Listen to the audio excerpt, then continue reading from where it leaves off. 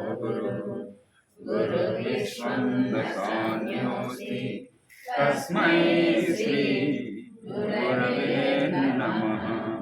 तस्मै श्री गुरवे नमः। ओम नमो समृद्ध गुरु श्री साईनाथाय नमः। नमो श्री गुरुदेव दत्तात्रेयाय नमः। नमो श्री समृद्ध गुरु భరద్వాజాయ నమః। జన్మనిచ్చిన తల్లిదండ్రికి నమస్కారం, విద్యాపతిని నేర్పిన గురుదేవునికి నమస్కారం, శ్రద్ధాభక్తులతో ఈ సత్సంగాన్ని చేసిన సాయిబంధులందరికీ నమస్కారం. చిన్నమ్మ పరమపుత్రం అంటే సద్గురు సాయినాథ సత్సంగంలో భాగంగా భగవాన్ భరద్వాజ ప్రవచనాల్లో గత 2 వారాలుగా మనం భగవంతుడు సృష్టి యొక్క తత్వం గురించి విచారణ చేసుకోవడం జరుగుతుంది. మాస్టర్ గారు చెప్పినటువంటి విషయాన్ని విచారణ చేసుకోవడం జరుగుతుంది. భగవంతుడి సృష్టి యొక్క తత్వం, భగవంతుడు అంటే ఏంటి, సృష్టి యొక్క తత్వం ఏమిటి, దానికోసం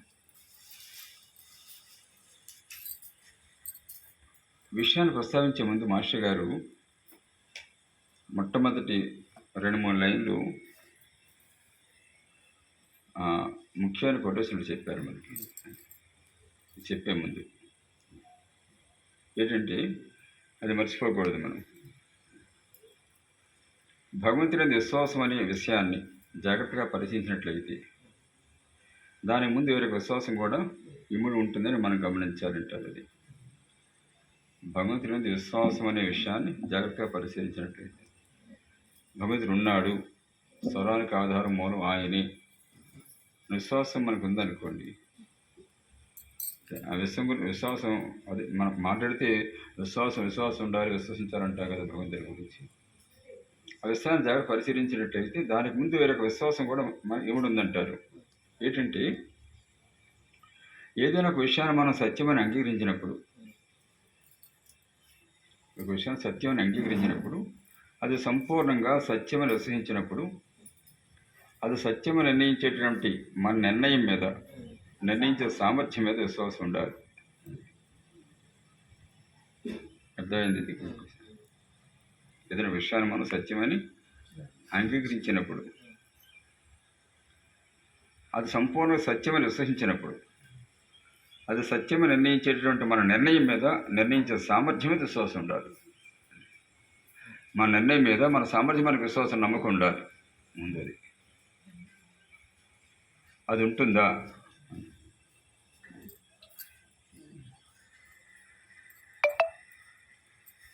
ఏమో చాలామంది మన వాళ్ళు ఏమవుతుంది, అంతా దేవుడే అని చేసేదంతా కూడా దేవుడు లేకపోతే ఏముందండి అంటారు. అంతా కూడా దాని కృప అని చెప్పేసి ఎంతో పొగుడుతారు, పడిపడి దండాలు పెడుతుంటారు. వాళ్ళే కొన్ని సందర్భాల్లో మళ్ళీ సమయం వచ్చినప్పుడు ఆ దేవుడు ఉన్నాడంటావు అంటారు. ఎవరైందుకు మనమే అంటాం. ఒకరు పైకి అనపోవచ్చు, మనం లోపలన్నా అనుమానిస్తాం, పైకంటే బాగోదని. ఎన్ని సందర్భాలు అంటలేదు.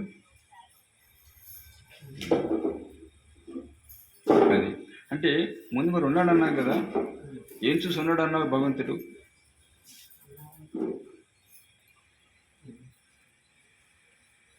ఆయన సర్వాంతర్యామి, సర్వవ్యాపుడు, సర్వజ్ఞుడు, సర్వసంబద్ధుడు. ఆయన లేదు ఏం జరగదు, అంత ఆయన కృప అన్నాడు. మరి ఎలాగన్నాడంటే ముందు ఉన్నాడని ఎలాగన్నావు, ఏం తెలుసుకుని అన్నావు, ఇప్పుడు లేడని ఎలాగంటున్నావు? ఉన్నాడని అన్నాకన్నా సరైన అవగాహన ఉండాలి. మన అవగాహన పట్ల, మన నుంచి నిర్ణయం పట్ల, మన సమర్థ పట్ల మనకు విశ్వాసం ఉండాలి. లేడని అన్నాకన్నా సరైన అవగాహన ఉండాలి. లేడని నిర్ణయించి మన సమర్థత పట్ల, మన అవగాహన పట్ల మనకు విశ్వాసం ఉండాలి.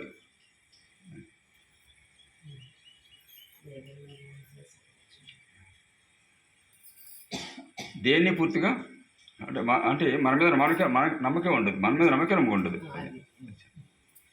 వచ్చిన సమస్య అది. మన మీద మనకే నమ్మకం ఉండదు. చాలామంది అలాగే బతుకుతుంటాం. ఒకసారి ఆత్మహత్య చేసుకుంటే అందరికి అర్థమవుతుంది.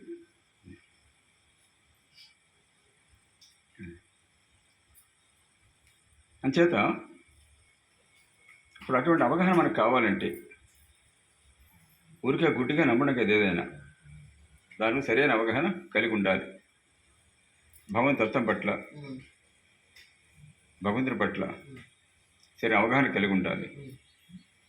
అవగాహన కలిగి ఉండాలంటే మన ఎందరో మహనీయుల యొక్క అనుభవాలు మనం తీసుకోవాలి.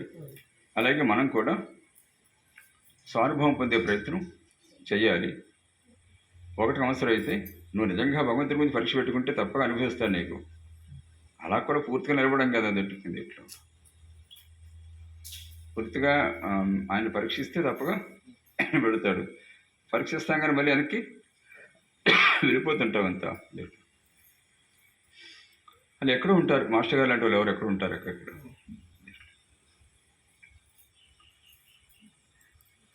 మాస్టర్ మొదట్లో అలా గుడ్డిగా పక్క వాళ్ళని చూసి బయట వాళ్ళని చూసి అందరూ దండాలు పెడతారు గుడిగని చెప్పేసి ఆయన అలా ఏం చేయలేదు కదా. ప్రతిదీ నిరూపణ కావాలి. ఉన్నాడు ఎలా ఉన్నాడు భగవంతుడు అంటే ఏమిటి, దానికోసం ఎంతోమంది చర్చించారు. ఇక్కడ ఎన్నో సద్గ్రంథాలు విశ్లేషణ చేశారు. ఇక్కడ తన స్వానుభవాలు ఎంతో రీసెర్చ్ చేశారు. అంత నిజంగా దైవం కోసం అన్వేషణ చేశారు కనుక తప్పగా ఆ దీవానుభవాన్ని ఇచ్చారు. అనుభవం పొందారు. మళ్ళీ అది తిరిగి చూడలా.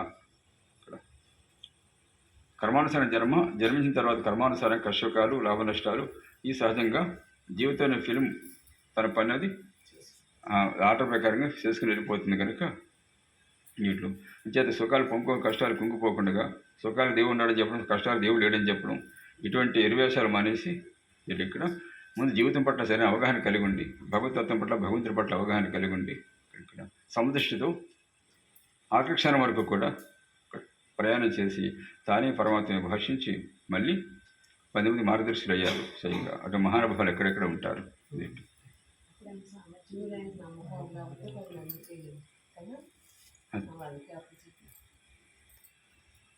అదే ముందు మనకు ఆ విశ్వాసం ఉండాలి. ముందు అది ఒకసారి స్మరించుకొని ఇక్కడ ముందుకెళ్ళవలసి ఉంటుంది.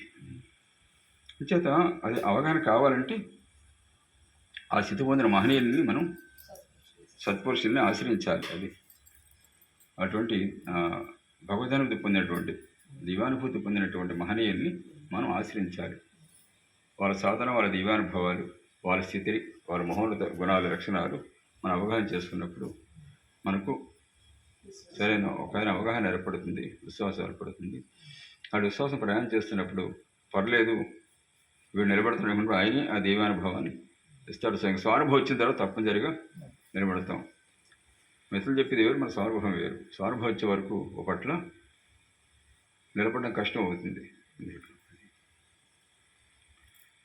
ఇదమ్మ చెబుతూ అక్కడి నుంచి విశ్లేషణ మొదలుపెట్టారు. ముఖ్యంగా మనకి మాస్టర్ గారి దగ్గర ఇక్కడమ్మ భగవంతత్వం సుశోతత్వం గురించి చెబుతూ దాంట్లో భాగంగా గత వారం అది పదార్థం గురించి చెప్పే సైంటిఫిక్గా మనకి అది రీసెర్చ్ చేశారు. సైంటిఫిక్గా మాస్టర్ గారు చెప్పారు. అంతా కూడా ఈ ప్రకృతి అంతా కూడా పదార్థానికి అందరికీ ప్రకృతి అంతా పదార్థం చేయబడింది. పదార్థానికి ఆధారం శక్తి అని ఇక్కడ ఆ శక్తి మూలాలకింత ఒకటే దీంట్లో ఇక్కడ అయితే అది చేసే చర్యలను బట్టి క్రియలను బట్టి వేరువేరుగా మనకు అనుభవం అవుతుంది తప్ప వాస్తవం తత్వత శక్తి ఒకటి. అది దాన్ని ఆది పర శక్తి అని చెప్పారు.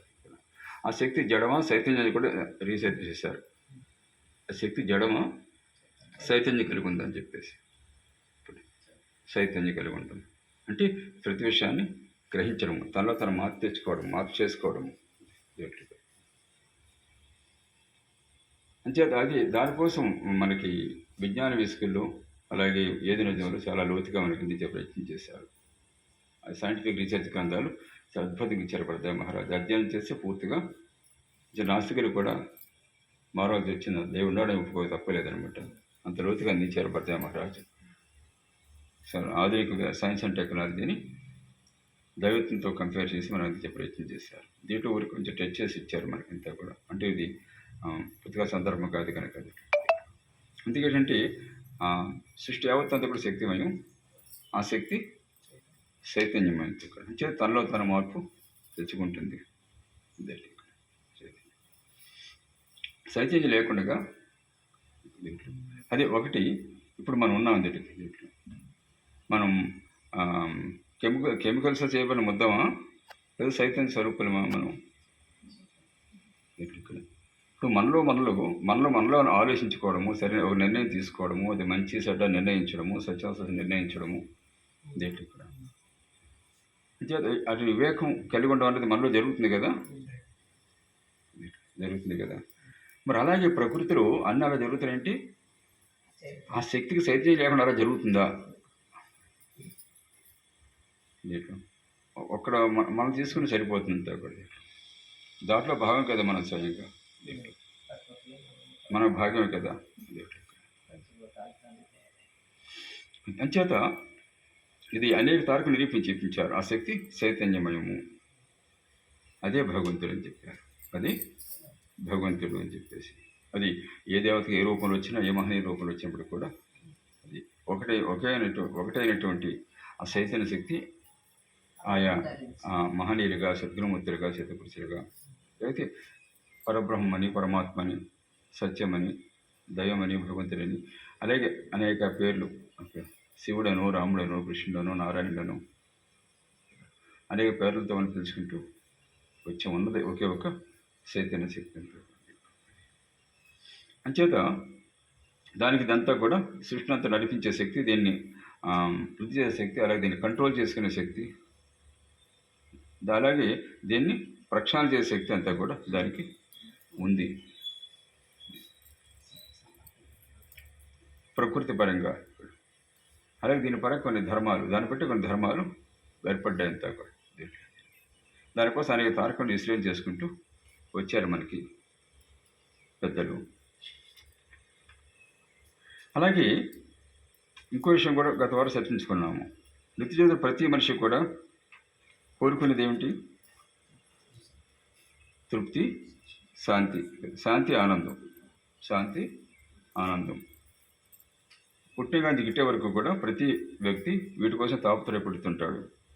ఆ తృప్తి, శాంతి పొందడం కోసం ప్రాపంచికమైనటువంటి ధాన్య విషవస్తు వ్యామోహాల్లో కోరుకుని అది పొందితే తృప్తిగా, ఆనందంగా ఉండొచ్చు అనేటువంటి తపనతో మనిషి పర్రాన్ని పాటుపడుతూ, ఒకవేళ అది ధర్మబద్ధ సాధ్యం కాకపోతే, సత్యంగా సాధ్యం కాకపోతే, ఇక్కడ ధర్మాద విచక్షణ లేకుండా ప్రవర్తిస్తూ, న్యాయాన్ని విశ్వసంగా ప్రవర్తిస్తూ ప్రయాణం చేస్తుంటాడు. అంతకంతకి ఇంకా లోతుగా కూరుకుపోతుంటాడు అంతా కూడా. కానీ ఎంత చేసినప్పటికి కూడా చివరికి ఒక సామాన్య మానవుడి దగ్గర నుంచి బిల్గేట్ వర్డ్స్ కూడా తృప్తిగా, శాంతిగా, ఆనందంగా ఉన్నారా? ఇక్కడ లక్షల కోట్లు పడలెత్తేటువంటి వాళ్ళు ఉన్నారు కదా సమాజంలో, ప్రపంచంలో ధనవంతులు ఉన్నారు. వాళ్ళు తృప్తిగా, శాంతిగా ఉన్నారా? ఒక సామాన్యుడు వెనకాల ఏమి లేనటువంటి కేవలం రెక్కలమే బతికే సామాన్యుడు దగ్గర నుంచి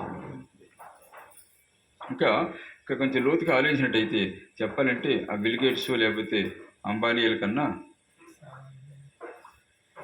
ఏ పూట కష్టపడి ఏ రోజుకి ఆ రోజు, ఏ వెయ్యి ఆ రోజు తెచ్చుకొని జీవించేవాడు ఏ టెన్షన్ లేకుండా హ్యాపీగా ఉంటాడు. ఇంచేత వాడు ఎవరిని ఇల్లు దూసేస్తాడని భయం లేదు, ఆస్తాడు కాజేస్తాడని భయం లేదు, లోపల బంగారం అయిపోతుందో లేకపోతే లేకపోతే ఎవడు మళ్ళీ మన మీద ఎవడు ఎకం ప్రేక్షకుడు ఎవరిని దాడి చేస్తాడా లేదా దాడి చేసేటువంటి ఈ భయాలు, ఆందోళనలు ఏమీ లేవు.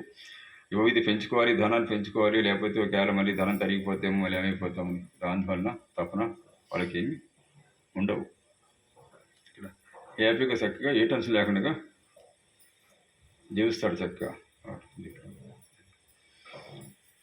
ఒకవేళ చెప్పాలంటే ఎన్ని కోట్లు ఉన్నప్పుడు కూడా వాళ్ళ ఆ సుఖం, శాంతి అనేది ఉండదు. ఇంచేతంటే ఇంత వ్యవహారాన్ని చూసుకోవాలంటే సామాన్య విషయం కాదు కదా వాళ్ళకి.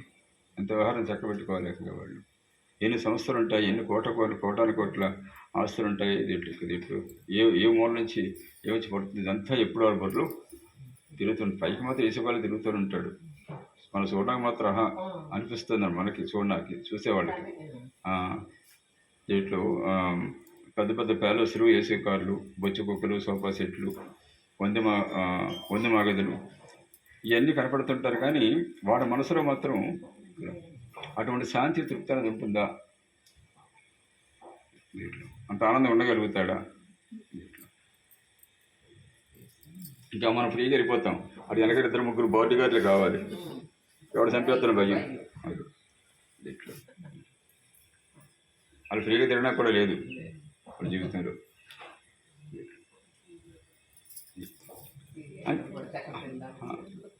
నాకే లేదు అంత ఎప్పుడు ఏం కలుగుతాడో మళ్ళీ దాంట్లో ఇట్లా ఇక్కడ భయం. అంచేత ఎలా ఏ కోణంలో చూసినప్పుడు కూడా నిజ తృప్తి, శాంతి అనేది లేదు. కానీ కొంతమంది అంటారు ఇంకా నాకు చాలా ఉన్నది చాలండి, నాకు చాలా హ్యాపీ అంటాడు. పైకి మాట కానీ నిజంగా ఉండడాడు. పైకి అలాగంటాడు అంతే, వాస్తవానికి అలా ఉండే పరిస్థితి మాత్రం కాదు. ఇది కొన్ని విషయాల్లో కొన్ని విషయాల్లో మరి బాధపడుతూనే ఉంటాడు. అది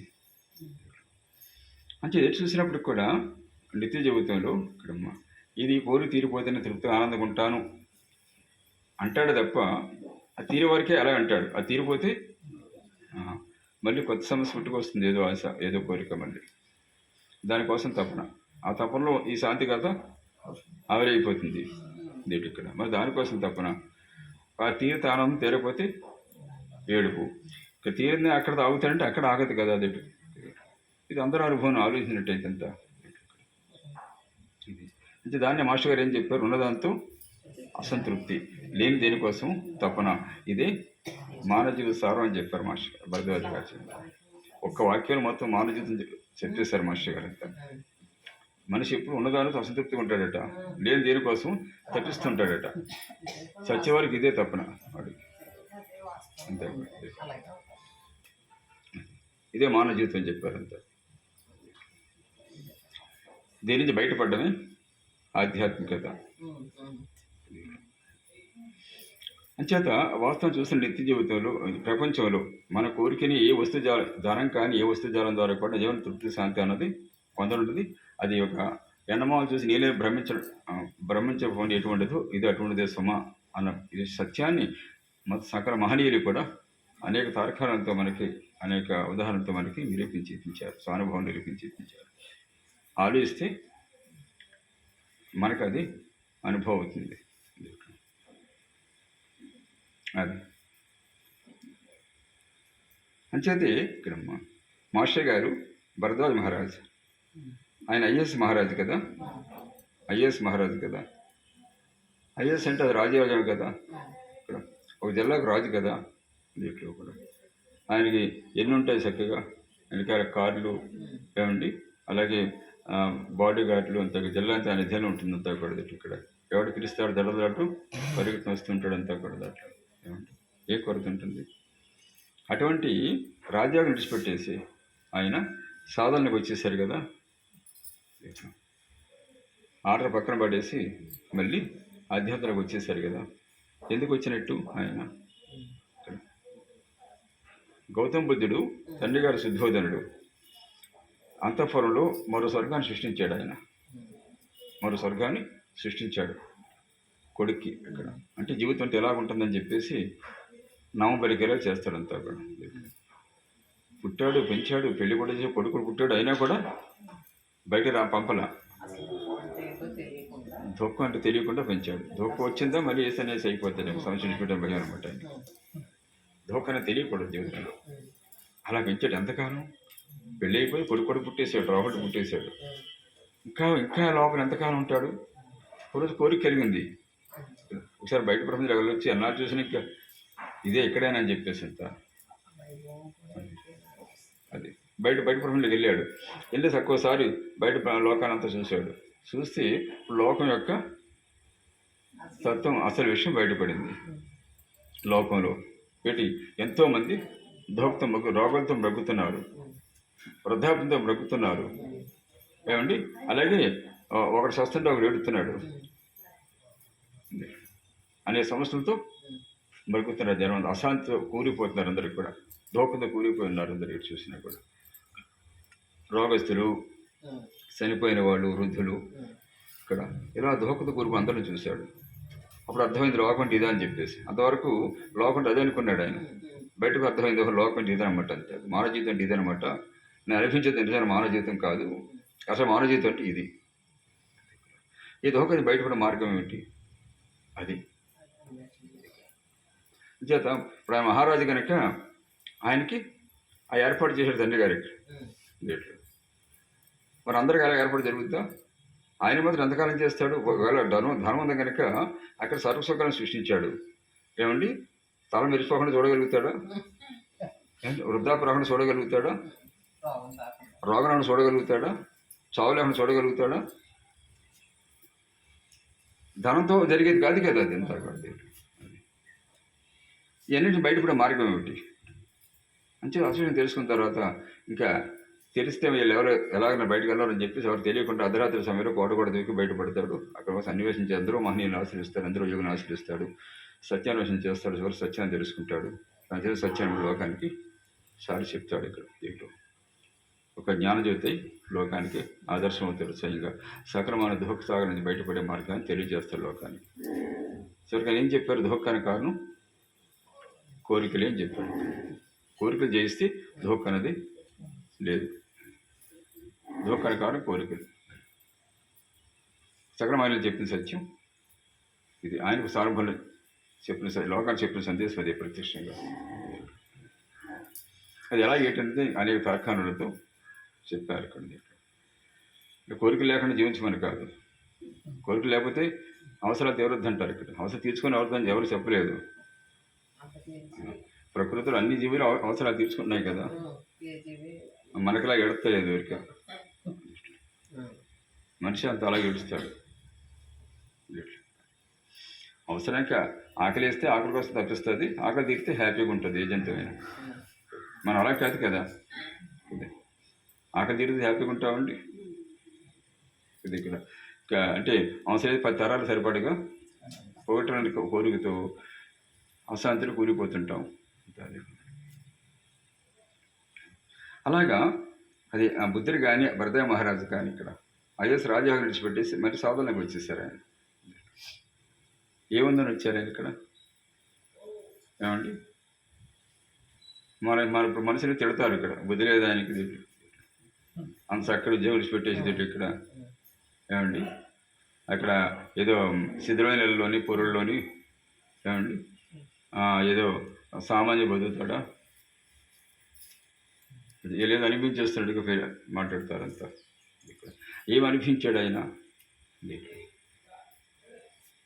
అంటే, మనం సుఖం అంటే డూప్లెక్స్లలోనూ, ఖరీదైన వస్త్రాల్లోనూ, ఖరీదైన నగల్లోనూ, ఖరీదైన వంటకాల్లోనూ ఏమండి, లేకపోతే ఖరీదైనటువంటి వస్తుజాల్లో ఉందనేటువంటి భ్రాంతులు కూలిపోతుంటారు. ఇవన్నీ ఉన్న వాళ్ళు ఆనందంగా ఉన్నారా? కానీ అన్నీ లేనటువంటి సీతారాం బాబా పొంగిపోతుంటారు, ఆనందం పొంగిపోతుంటారు కదా. ఆయన ఎక్కడి నుంచి వచ్చింది ఆనందం ఆయనకి? పక్క నవ్వుకుంటూ ఆనంద పారవశ్యంలో పొంగిపోతుంటాడు కదా ఆయన. ఎక్కడ వస్తుంది ఆనందం? ఎలాగొస్తుంది? ఇప్పుడైతే మనం భక్తిభావంతో ఆయన వేడుకొని అక్కడ అట్టు పెట్టుకుని ఆయనకి స్నానం చేయించి వస్త్రాలు కట్టి భోజనం పెట్టి చేస్తున్నాము. అంతకుముందు ఏమీ లేవు కదా ఆయనకి. ఇప్పుడైనా వీళ్ళతో పని లేదు కదా, ఆయన ఎప్పుడు వెళ్ళిపోతాడో చెప్పలేము. ఆయన దగ్గర ఉన్నని చెప్పి ఉంటాడు. వీటితో పని లేదు కదా ఆయనకి. ఇప్పుడు ఎలాగున్నారు? అంతకుముందు కూడా ఇది ఒక శ్మశానంలో ఉన్నప్పుడు, లేకపోతే శిథిలమైనటువంటి ఆ ట్యాంకులో అడవులు ఎండకి ఎండుతూ వానకు తడుస్తూ సీజన్ ఎక్సైగా ఉన్నటువంటి ఆ టైంలో కూడా బ్రహ్మానంద చక్కగా వాటర్ బాటిల్ దగ్గర పెట్టుకుని చక్కగా వాయించుకుంటూ ఆనంద పారవశ్యంలో సీతారాం గానం చేసుకుంటూ పొంగిపోతుండేవాడు ఇక్కడ. అప్పుడు ఇప్పుడు ఏమీ లేదు ఆయనకి. ఎక్కడైనా ఒకటి అదే స్థితి. ఎక్కడి నుంచి వస్తుంది ఆనందం? ఎలా వచ్చింది ఆనందం? ఆయన అనుభవించే ఆనందం ఏమండి, ఇన్ని సౌకర్యాలను మనం అనుభవిస్తున్నామా? మనం ఉన్నాం ఆనందంగాను. అసలు ఎటువంటి సౌకర్యం ఆయన అనుభవించే ఆనందాలు ఇక్కడ నూరంతా అనిపిస్తున్నాం మనం ఇన్ని సౌకర్యాలు పెట్టుకుని. బ్రహ్మాండ గృహాలు ఉన్నాయి, చక్కగా బ్రహ్మాండ దుస్తులు ఉన్నాయి ఏమండి. అలాగే ఉన్నంతలో అనుసలు వండుకు తింటున్నాము ఏమండి. ఇంకా నగరేటిని ఉన్నంతలో నగలు ధరిస్తున్నాము. ఇంకా కారు ఉంటుంది, బైక్ ఉంటుంది, ఏసీ ఉన్న ఏసీ ఉంటుంది ఏమండి. ఇంకా సోఫా సెట్లు, బొచ్చి కుక్కలు ఎన్నో ఉన్నాయి. మరి అంత ఆనందం ఉండగలుగుతున్నామా? ఆయన అనిపించే ఆనందం నూరంతైనా ఉండగలుగుతున్నాం. అలాగా ఆయన ఎక్కడి నుంచి వస్తుంది ఆనందం, మనకి ఎక్కడ పోతుంది ఆనందం, ఎక్కడ సైడ్ అయిపోతుంది మనకు ఆనందం.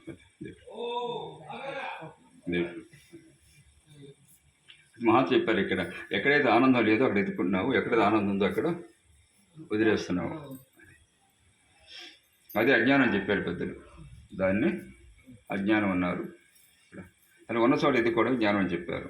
ఎక్కడ ఉందన్న దాని గురించి దానికోసం మనకి విశ్లేషణ చేసుకుంటూ వచ్చారు. అది ఇక్కడ అది ఒకసారి దానికి మన సత్సంగంలో ఒక సన్నివేశం చెప్తారు కదా. ఒక గురువుగారికి ఒక శిష్యుడు ఉన్నాడు. అతను ఆయన చెప్పిన మార్గంలో సాధన చేసుకుంటూ ఆధ్యాత్మికంగా ఉన్నత స్థాయికి చేరుకున్నాడు. ఒక రాత్రి అతను ఇంట గురువుగారు మకాన్ చేశారు. గురువుగారు మకాన్ చేశారు. అయితే ఆ శిష్యుడికి ఆనందం కలిగింది. గురువుగారు నన్ను ఎంత స్థాయి తీసుకొచ్చారు, ఇక మంచి ఉన్నతమైన స్థాయి తీసుకొచ్చారు గురువుగారు నన్ను. అతని దగ్గర ఒక పరసవేద మను ఉందట. ఉంటే కృతజ్ఞతాపూర్వకంగా గురువుగారు ఈ పరసవేదమని ఇక్కడ నాకు లభించింది, అది మీకు కానికిస్తున్నాను. ఎప్పుడైనా మీకు ఇబ్బంది అయినప్పుడు చేత అది దేని తాకిస్తే అది బంగారం మారిపోద్దని చెప్తారు కదా. అవసరమైనప్పుడు దీన్ని ఏదైనా ఎరుమగా తాకి బంగారం అవుతుంది, అవసరాలు తీర్చుకొచ్చాక మీకు ఇబ్బంది ఏమి ఉండదు, ఈ మనీ మీ దగ్గర ఉంచండి అన్నారట. అంటే గురువుగారు అన్నారు, జ్ఞాని కనుక నాయన దాంతో నాకు పని లేదు నాయన, చక్కగా నువ్వు మంచి జ్ఞాన మార్గంలో, సత్య మార్గంలో, భక్తి మార్గంలో చక్కగా జీవించాలి, అదే నాకు పరసవేదమని, ఇక్కడ ఈ మనసుతో నాకు పని లేదు నాయన అన్నారట గురువుగారు. చెప్పేసరికి అయినా ఆ శిష్యుడికి అవమానం పోలేదు. ఆయన శిష్యులు ఇంకా ఉన్నారు. దాంట్లో ఇంకో శిష్యుడిని ఆ గురువుగారు శిష్యుని పక్క పిలిచి, నాయన ఈ మన్ని దగ్గరించు, ఎప్పుడు ఇబ్బంది అయినప్పుడు గురుగారు మీరు చక్కగా ఈ మన్ని ఉపయోగించుకుని చక్కగా ఆనందంగా జీవించండి, ఆర్థిక సమస్య ఏది రాదు మీకు, చేత ఏ నువ్వు తాగిస్తున్నారు బంగారు అయిపోతుంది కదా, చక్కగా దాన్ని ఉపయోగించుకుని మీరు ఆర్థిక సమస్య ఏది లేకుండా చక్కగా ఆనందంగా జీవించవచ్చు అని చెప్పేసి ఇంకో శిష్యుడికి ఇచ్చారు. గురుగారు శిష్యుడికి ఇచ్చారు అన్నమాట. ఆ మని జాగ్రత్త పెట్టుకున్నాడు. నేను శిష్యుడు జాగ్రత్త పెట్టుకుని గురుగారు కూడా వెళ్తున్నాడు. వెళ్తున్నాడు కానీ వీడికి మనశ్శాంతి లేదు, భయం ఉందా అది ఉన్నప్పటి నుంచి. చేతంటే పరశువేదం అంటే మాటలేమన్నా ఎవరికైనా తెలిసిందంటే ఇక్కడ నిలబడిన ప్రాణం తీసేస్తారు. చేతంటే ఇక్కడ అది దానివల్ల ఎంతో టన్నుల బంగారం తయారవుతుందట దీంట్లో. అంటే అటువంటి మనీ దొరుకుతుందంటే సంపణ కూడా వెనకాటగా ఉండదట ఇక్కడ దీంట్లో.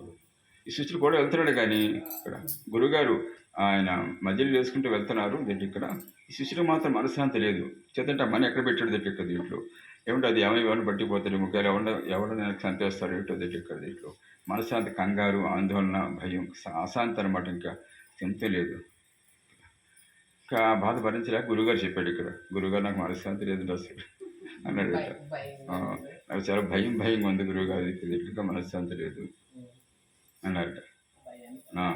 అశాంతి ఆవరించేస్తున్నాడు అంటే గురువుగారు అన్నారట, అలాగా అశాంతి అవతల పారే అన్నారట గురువుగారు. అశాంతిని అవతల పారే అన్నారట. అనేసరికి అప్పుడు ఆలోచించాడు ఇక్కడ, అశాంతి నాకు ఎందుకు దేని వల్ల వస్తుంది, ఆ మనీ వల్ల వస్తుంది. అసలు అశాంతి ఏదంటే అది ఆ మనీ అశాంతి ఇదే ఇక్కడ అని చెప్పేసి తెలుసుకొని వెంటనే పరిశ్రమని తీసుకెళ్ళి అవతల నదిని గడబెట్టేశాడు. గడబెట్టిన తర్వాత అయ్యా ఆ రూపులు పెంచుకున్నాడు ఇక్కడ. ఇప్పుడు శాంతి వచ్చిందనమాట. ఇప్పుడు శాంతి వచ్చింది.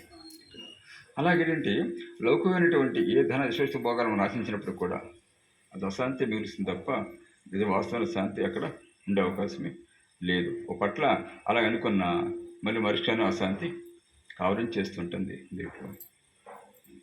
అయితే మరి ఎలా నిరంతరం మన కోరుకునే శాంతి, ఆనందం అనేది ఎలా లభిస్తుంది? ఇది ప్రశ్నగానే మిగిలిపోతుంది. దీనికోసమే మహాయోగులంతా కూడా, ఋషులు యోగులందరూ కూడా యుగాల తరబడి ముక్తఖండంతో వాళ్ళు ఆశ్రయించి మన లోకానికి ఆదర్శంగా అనేక తారకాంతలు మనకు చెప్పే ప్రయత్నం చేశారు. ఇంతమంది ఎవరు కూడా నాకున్నది చాలు, ఇక ఏమి అక్కర్లేదు అనకపోవడమే దీనికి రుజువు అంటారన్నమాట. కాబట్టి ఇంతమంది జీవితము దండగైనా, అయితే ఇంతమంది జీవితం అందరి జీవితం దండగైనా ఇక ఎవరికి తృప్తి శాంతి అనేది రావడానికి అవకాశం లేదా? అసలు ఇది సత్యం కాదా? ఇంతమందిలో ఎవరికీ లేదు కాబట్టి అసలు అట్టిది లేదు. అసలు ఇంతమంది ఎవరికి అంటే తృప్తి శాంతి అనేది లభిస్తలేదు కనుక తృప్తి శాంతి అసలు అవసరం లేదా? అది సత్యం కాదని అంగీకరిస్తే మన జీవించడం అనవసరం. అంటే సత్యము శాంతి తృప్తి అన్నది లేదనుకుంటే జీవించడం అనవసరం. ఇన్ని తంటాల పట్టు అంతకంటే అనవసరం. ఏంటి తృప్తి శాంతి కోసం ఇన్ని తంటాల పట్టు అంతకంటే అనవసరం. కానీ అది లేదు అనడానికి వీలు లేదు. తృప్తి శాంతి లేదన్నాకి వీలు లేదు. అలాగే తృప్తి శాంతి ఇంతమందికి రావడం లేదు కాబట్టి అటు లేవంటే జీవించడానికి హేతు లేకుండా పోతుంది. తృప్తి శాంతులు ఎంతమందికి రావడం లేదు కాబట్టి అటువంటి లేవంటే జీవించడానికి హేతువు కూడా లేకుండా పోతుంది. అంటే ఎందుకు జీవిస్తున్నాం అర్థాలు ఉండకపోతుంది. ఏదో ఒక ఆస్తితో జీవిస్తుంటాం ఇక్కడ. అది తీరపోతుందా, ఆనందం ఉండలేకపోతామా, అది ఒక భ్రాంతులు వెళ్ళిపోతుంది. అట్లా అనుకోవడం సమస్య నుండి పారిపోవడం అవుతుంది. అంటే జీవించడానికి ఇంకా హేతు లేకుండా పోతుంది అంటారు ఇక్కడ. అలాగే జీవితం అనవసరం అనుకోవడం జీవితం నుంచి పారిపోవడం అవుతుంది. అందుకని మన పెద్దలు ఏమన్నారంటే ఈ తృప్తి శాంతులు వస్తాయని మనం పడే ఈ పాటల వలని అసలు అధర్మం మొదలైన సమాజంలో వస్తున్నాయి అని గమనించుకోమన్నారు. అది మన పెద్దలు ఏం చెప్పారంటే ఈ తృప్తి శాంతులు వస్తాయని మనం పడే ఈ పాటల వలనే అసలు అధర్మము అసత్యము సమాజంలో వస్తున్నాయి గమనించుకోమని చెప్పారు. అసలు అధర్మం రావడానికి కారణం ఏమిటి?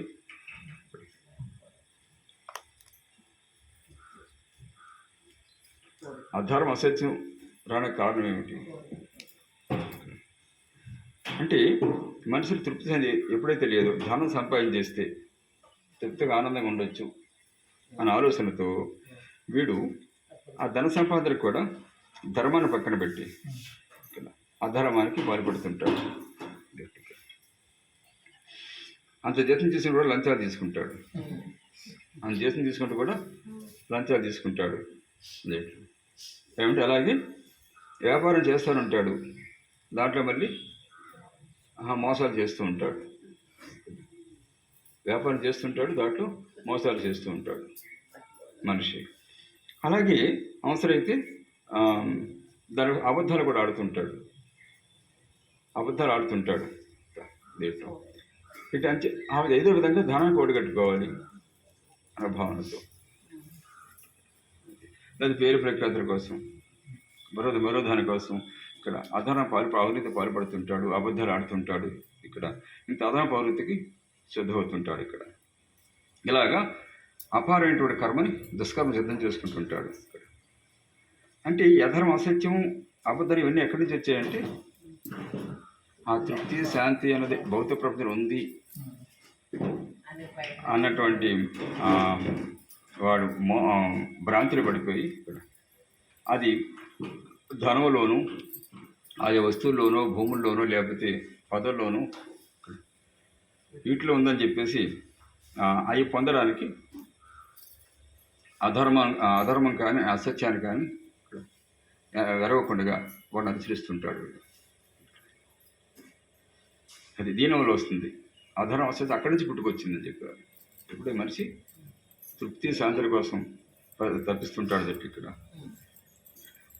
ఇక్కడ తప్పించడం అంటే అసలు రైట్ వే సరైన మార్గాన్ని విడిచిపెట్టేస్తే ఇక్కడ ప్రపంచమైనటువంటి ధనాశక్తి భాగాలు వెతికి ప్రయత్నం చేస్తున్నాడు. అది సాధ్యం కాదు కనుక ఇంకా ఇక్కడ ఇంకా ధనం ఉంటే భావనకు వెళ్ళిపోయి ఇక్కడ అధర్మానికి పాల్పడతాడు. ఇక్కడ అది వాటి నుంచి అధర్మ అసత్యం అనేది పుట్టుకొచ్చేది సమాజంలో. తిండి గుడ్డ కుటుంబ బాధ్యత నెరవేరితే చాలు. అనే దృష్టి పోయేది. తిండి, గుడ్డ, కుటుంబాన్ని నెరవేర్చాలనే దృష్టి పోయి ఇంకా సంపాదిస్తే తృప్తి శాంతులు వస్తాయని భ్రమించబట్టి, ఇంకా సంపాదించేస్తే తృప్తి శాంతి వస్తాయని చెప్పి భ్రమించబట్టి, సాధారణంగా అందరూ కూడా ప్రవృత్తి అదే కదా, భ్రమించబట్టి స్వార్థం పెరిగి ఏమవుతుంది, స్వార్థం పెరిగిపోతుంది. అడుగున్న స్వార్థం చూపిస్తుంటాడు. దేనికోసం?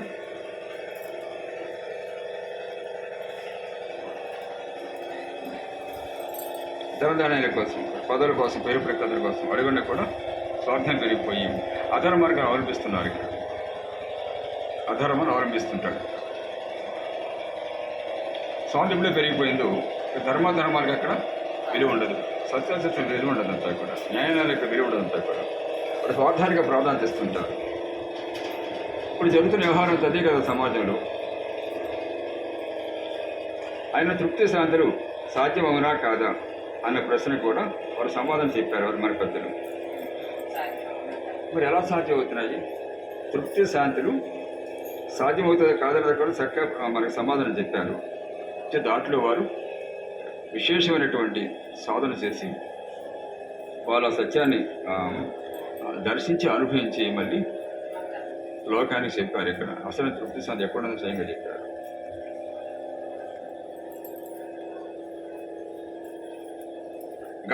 గాఢ నిద్ర పోతున్నప్పుడు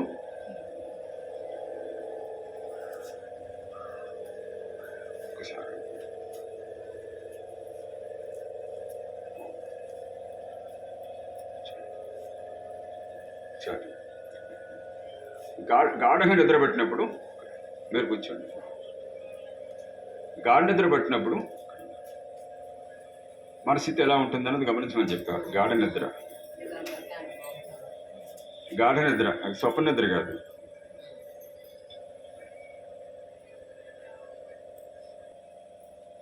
సరే, గాఢ నిద్ర పోతున్నప్పుడు స్వప్నం అదే గాఢ నిద్ర అంటే స్వప్నం కూడా లేనటువంటిది అనమాట. స్వప్నం అంటే మళ్ళీ అది ఈ ప్రపంచం, అది మరో ప్రపంచం. దాన్ని గాఢ నిద్ర సాధారణంగా ఇక్కడ ఎంతో సమయం ఉండదు. గాఢ నిద్ర, స్వప్న నిద్ర ఎక్కువగా ఉంటుంది. ఇక్కడ గాఢ నిద్ర పోతున్నప్పుడు అంటే స్వప్నమైన గాఢ నిద్ర పోతున్నప్పుడు స్వప్నమైన గాఢ నిద్ర ఎటువంటి తపన చింత లేదు చూసుకోని చెప్పారు పెద్దలది. స్వప్నం కూడా గాఢ నిద్రలో మనకి ఎటువంటి తపన చింత లేదు గమనించమంటారు. ఇక్కడ ఏ చింత లేదు, ఏ తపన లేదు. కానీ మనం ఉన్నాం కదా, మనం ఉన్నాం ఇక్కడ. కానీ అక్కడ ఏ చింత తపన లేదు. అలా చూడండి, గాఢ నిద్ర పోయి లేచిన తర్వాత ఎవరితో మాట్లాడబుద్ధి వేస్తుందా? ఎవడ గమ్ములు లేచి వచ్చిన పడవడది ఎవరు మాట్లాడి మొదలెట్టిన ఇక్కడ చెక్కబడిపోతే ఆ ప్రశాంత పోతుంది, దరిద్ర పోర నా శాంతి అంతా కూడా తగలబెట్టేస్తున్నాం అన్నట్టుగా ఫీల్ అవుతాడు. ఇంచేదంటే ఆ ప్రభావం దాదాపు ఒక 10 నిమిషాలు, ఒక అరగంట ఉంటుందన్నమాట. ఏంటి ఆ శాంతి, గాఢ నిద్రలో అనిపించే శాంతి లేచిన తర్వాత కొంతసేపు ఉంటుంది. అంచేత అలాగ కూర్చొని అలా ఉండిపోతారు, ప్రశాంతంగా ఉండిపోతారు. కొంచెంసేపు గమని లేవబుద్ధి అయ్యేది, ఏ ఆలోచన ఏం చేయబుద్ధి అయ్యేది. కొంచెంసేపు మెల్లిమెల్లిగా కొత్త ఆలోచనలు చోటు చేసుకుంటుంది. ఇక్కడ అప్పుడు మళ్ళీ లోకారామయంలో కూలిపోతుంటాడు. అంతే మెలకువలో ఉండగా అంటే ఆ గాఢ నిద్ర అటువంటి శాంతి అనుభవం అవుతుంది. మెలకువలో ఉండగా ఇన్ని కోట్ల మంది ఇన్ని రకాలుగా ప్రయత్నిస్తున్నప్పటికీ రానటువంటి తృప్తి శాంతి గాఢ నిద్రలో ప్రతివాడికి వస్తున్నది చూసుకోమని చెప్పారు పెద్దలది. ఇన్ని కోట్ల మంది ఇన్ని శతవిధాల ప్రయత్నం చేస్తున్నప్పటికీ రానటువంటి తృప్తి శాంతి గాఢ నిద్రలో ప్రతివాడికి వస్తుంది. ఇది గమనించమని చెప్పారు పెద్దలు. పెద్దలంటే మనుషులు, యోగులు, పరమాత్మ. కాబట్టి అటు లేదనడానికి వీలు లేదు, తృప్తి శాంతి లేదనడానికి వీలు లేదు, ఉంది. కారణం అది ప్రతివాడికి అనుభవం అవుతున్నది కనుక. అది ఏది గాఢ నిద్రలో శాంతి ప్రతి అనుభవం అవుతుంది కనుక ఉంది అన్నది నిర్ధారణ అవుతుంది. ఇది ఫలానా వస్తువు అని ఎందుకు అనుకుంటున్నాము? అది అందరికీ అట్లాగే అనుభవం అవుతుంది కనుక అంతే కదా, ఇది పలానా వస్తువు అని అంటాను, అందరికీ అలాగే అనుభవం అవుతుంది కనుక అది. లేకపోతే అలాగా ఒప్పుకోం కదా మనం. అలాగే నిద్రలో తృప్తి శాంతులు అనేవి వాస్తవము, జీవితంలో ఒక భాగం అని అంగీకరించవలసి ఉంటుంది. చేత ప్రతి ఒక్కరు అనుభవం అవుతుంది అది. అది అనిపించడం లేదు కదా భూమి మీద. అది అనుభవించకపోతే ఇంకా అక్కడికి పిచ్చోడే. ఇంకా ఇక్కడ జీవితంలో అధ్యాయం ఉంది. గాఢ నిద్రలో శాంతి కనీసం రోజంతా కాకపోయినా ఒక గంటన్నా కనీసం గాఢ నిద్ర ఉంటుంది. ఆ గాఢ నిద్ర లేకపోతే గాఢ నిద్ర గంట నిద్ర పోయినా గాఢ నిద్ర ఎక్కలేని శాంతి అనుభవం అవుతుంది. ఒక గంట పడుకుని 2.5 గంటలు మిగతా ఏ కళ్ళగన్నప్పటికి కూడా. అది లేకపోతే శాంతి అనేది జీవితానికి ఉండదు. అయితే నిద్రలో ఉంటున్న ఆ తృప్తి శాంతులు జాగ్రత్త అవస్థలు ఎందుకు రావటం లేదు అందు ప్రశ్న. గాఢ నిద్రలో తృప్తి శాంతులు ఇక్కడ జాగ్రత్త మెలకువలు ఎందుకు రావట్లేదు అన్న ప్రశ్నకు కూడా వాళ్ళు సమాధానం చెప్పారు. ఎవరు ఋషులు సమాధానం చెప్పారు, పెద్దలు చెప్పారు. ఆ తృప్తి శాంతులు ఎక్కడి నుంచి వస్తున్నాయో తెలుసుకుంటే ఇప్పుడు కూడా పొందడానికి వీలవుతుందన్నారు. అది గాఢ నిద్రలో తృప్తి ఎక్కడి నుంచి వస్తున్నాయో తెలుసుకుంటే జాగ్రత్తలు కూడా పొందడానికి వీలవుతుందన్నారు. తెలుసుకుంటే దాని గురించి కూడా వాళ్ళు దారి చూపించారు, మార్గం చెప్పారు ఎలాగన్నది కూడా వాళ్ళు ఇది అనుభవించారు కనుక మనం చెప్పగలిగారు. మెలకువలో ఉన్నప్పుడు సుఖం వచ్చినా దుఃఖం వచ్చినా కూడా మనలోని జ్ఞానేంద్రియాలు మనసు పనిచేస్తాయి. మెలకువలో ఉన్నప్పుడు సుఖం వచ్చిన దుఃఖం వచ్చినా మనలో 5 జ్ఞానేంద్రియాలు మనసు పనిచేస్తాయి. ఇక్కడ గాఢ నిద్రలో ఈ పని చేయకుండా మూతపడిపోతాయి.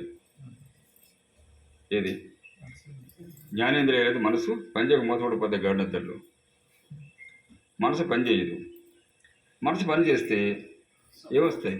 కళ్ళు వస్తాయి. అది మనసు పనిచేస్తే కళ్ళు వస్తాయి. ఇంద్రియాలు పనిచేయవు. ఇంద్రియాలు పనిచేస్తే మెలకు వస్తుంది. ఇంద్రియాలు పనిచేస్తే మెలకు వస్తుంది. మనసు పనిచేస్తే నిద్రలో స్వప్నం వస్తుంది. కాబట్టి ఇవన్నీ కట్టుబడిపోయిన స్థితి గాఢ నిద్ర. ఇవన్నీ అయిపోయిన స్థితి గాఢ నిద్ర. అంటే సుఖం కానీ దుఃఖం కానీ వేటి ద్వారానైతే రావడానికి వీలుందో ఆ ద్వారాలన్నీ పూర్తిగా మూసిపోయిన స్థితి గాఢ నిద్ర. అది సుఖం కానీ దుఃఖం కానీ వేటి ద్వారా అయితే రావడానికి వీలుందో ఆ ద్వారాన్ని పూర్తిగా మూసిపోయిన స్థితి గాఢ నిద్ర. గాఢ నిద్ర అన్నీ మూసిపోతాయి. అప్పుడు తృప్తి శాంతి ఏ ద్వారం గుండా వచ్చాయని మనం చెప్పగలము. ఏ ద్వారం వచ్చాయని చెప్పగలుగుతాము. ఏ ద్వారం గుండాను రావడానికి వీలు లేదు. బయట నుంచి ఎక్కడా కూడా వచ్చే అవకాశమే లేదు. తృప్తి శాంతి అనేది అన్ని ద్వారాలు మూతపడిపోయాయి. ప్రాపంచ విషయాలు కూడా బయటకు వచ్చే ద్వారం ఏంటి? 5 ద్వారాలు, పంచేంద్రియాలు. పంచేంద్రియాల ద్వారా ప్రవేశాలని కూడా లోపల తీసుకొస్తుంది. 5 ద్వారాలు లోపల ప్రవేశిస్తుంది. ఇప్పుడు ఏడవడం అవడం చేస్తుంటాం. అవి మూతపడిపోవాలి. అలాగే ఇక్కడ మనసు కూడా బయట నుంచి తీసుకొస్తుంది అనే విషయాలు కూడా అది మూతపడిపోవాలి. అది అంటే తృప్తి శాంతి బయట ద్వారాలన్నీ మూతపడిపోయినప్పుడు ఇంకెక్కడ ఉందంటారు తృప్తి శాంతి? బయట నుంచి వచ్చే అవకాశాలు మంచి గాఢ నిద్రలో అవే కదా జరిగింది. 5 ఇంద్రియాలు మూతపడిపోయాయి, మనసు మూతపడిపోయింది, బయట నుంచి వచ్చే అవకాశం ఏం లేదు. ఇక అంటే ఎక్కడ ఉండాలి తృప్తి శాంతి అన్నది? అంటే తృప్తి శాంతి మనలోనే ఉన్నాయన్నమాట. అది బయట ఎక్కడ లేవు, మనలో ఉన్నాయన్నమాట. తృప్తి శాంతి అనేది బయట నుంచి వచ్చినవి కాదు. తృప్తి శాంతి అనేది బయట ఏ వస్తువు నుంచి కానీ, ఏ వ్యక్తి నుంచి కానీ, ఏ ధనధాన్యం నుంచి కానీ ఇక్కడ వచ్చినవి మాత్రం కావు. తృప్తి శాంతి అన్నది స్వతసిద్ధంగా మనలోనే ఉన్నాయి. అది సహసిద్ధంగా స్వతసిద్ధంగా మనలోనే ఉన్నాయి. తృప్తి శాంతి అన్నది మనలోనే ఉంటే మరి మెలకువలోని ఎందుకు లేకుండా పోయాయి? మనలో ఉంటే మెలకువలు ఎందుకు లేకుండా పోయాయి? తృప్తి శాంతి అన్నది